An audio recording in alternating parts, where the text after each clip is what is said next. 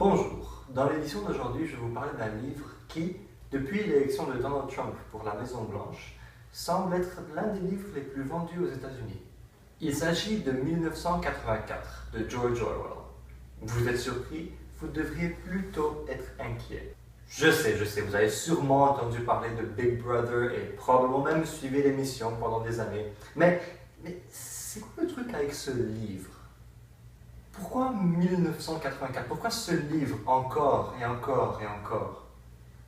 Parce que tout simplement dans ce bouquin publié en 1949, George Orwell nous a parlé de FBI, KGB, NSA, Internet, Facebook, Twitter, surveillance vidéo, endoctrinement, manipulation, oppression, déformation de la réalité, télé-réalité, réalité augmentée, fabrication de terroristes, financement de terroristes, combat contre le terroriste. Comment est-ce qu'il a été capable d'un tel exploit? Un homme qui, à la fin de la Deuxième Guerre mondiale, était malade jusqu'à l'os et un écrivain sans gloire parmi ses contemporains. Et il a pu voir notre société du XXe siècle plus clairement que la majorité de nos contemporains. Il faut dire que, par contre, si vous cherchez le mot Facebook exactement dans le texte, vous ne le trouverez pas. Vous aurez besoin d'un petit exercice d'analogie. Vous devrez trouver les mots qui correspondent aux notions d'aujourd'hui dans le vieux vocabulaire de George Orwell. Il a été capable de mettre tout notre monde devant un grand miroir magique parce que, en plus de son intuition, il avait une grande expérience de vie. George Orwell, de son vrai nom Eric Arthur Blair, est un Anglais né en Inde, de parents 100% british. Il a étudié à Eton, l'école publique britannique la plus prestigieuse de la région, et, son diplôme dans la poche de son veston de jeune sergent, il est retourné en Birmanie pour faire partie de la police impériale. La situation là-bas était un peu explosive, donc Blair s'est retrouvé au milieu d'un côté des indigènes et de l'autre côté des peuples européens colonisateurs. Une fois son service sous les drapeaux terminé, il part pour Londres en 1927 jusqu'en 1936, où il se retrouve dans une misère des plus rudes. C'est ce qui le pousse à aller rejoindre la nouvelle doctrine qui allumait les incendies de la Révolution un peu partout en Europe, le communisme. Et comme il était devenu journaliste et il avait un peu le goût de l'action, il s'est dit d'aller là où il y en avait le plus, en Espagne. Pourquoi? Justement pour écrire sur l'héroïsme du peuple.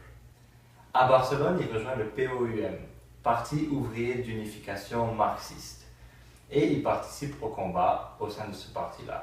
Par contre, ce parti lui-même finit par être interdit par les communistes eux-mêmes, parce que, entre-temps, c'est Staline qui entre au pouvoir en Espagne par ses agents directs. Marcel Rosenberg, Otto Katz, Alexandre Orlov et Willy Münzenberg. Ce dernier est d'ailleurs le plus important pour mieux comprendre notre livre, parce qu'il a endoctriné et dirigé plusieurs grands auteurs de livres du moment, comme par exemple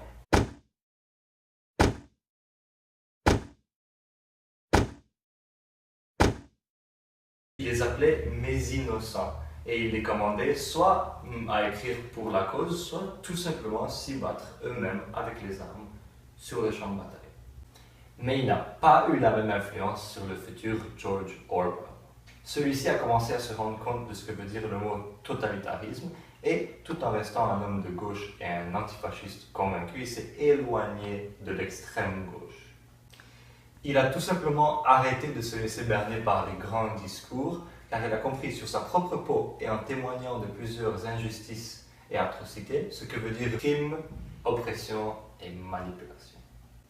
George Orwell est donc devenu un cerveau mûr, une de ces rares consciences qu'on ne peut plus bullshitter. On voit ça à travers toute l'histoire du livre. Winston, par exemple, qui est le héros, travaille au ministère de la Vérité, qui ne fait que réécrire l'histoire en fonction du moment présent.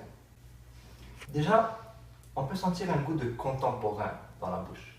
Le monde vient de sortir d'une guerre atomique et il essaye de se rebâtir. Un jour, il croise Julia, une belle femme avec qui il commence quelque chose, pas vraiment une histoire d'amour, mais pas une aventure d'une seule fois non plus. Mais tout est dangereux et clandestin. La surveillance électronique est omniprésente et tout le monde est en même temps espion et espionné.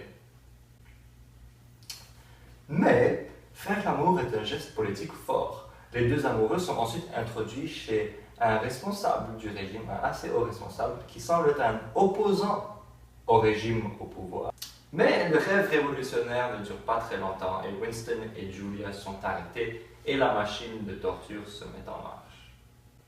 Bien qu'il n'ait rien fait de concret, qu'il n'ait posé aucun geste ou émis aucun propos ou même aucune prise de position concrète, seulement le fait qu'ils ont manifesté le désir d'entrer dans cette organisation les incrimine au-delà de la raison.